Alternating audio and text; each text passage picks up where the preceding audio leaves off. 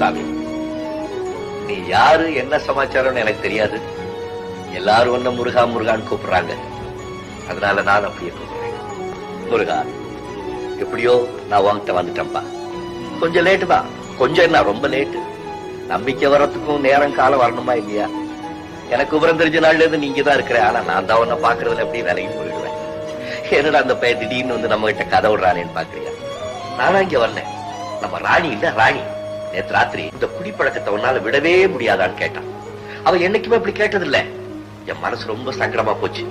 காலையிலே வந்து உன்கிட்ட வேண்டிக்கலான்னு நினைச்சேன். அதுவும் ரொம்ப லேட். நான் தெரிஞ்சோ தெரியாமலோ ஏதோ தப்பு பண்ணியிருந்தா என்ன மன்னிச்சுட்டேன். இனிமே ஓ மேல ஆணையா நான் குடிக்க மாட்டேன்.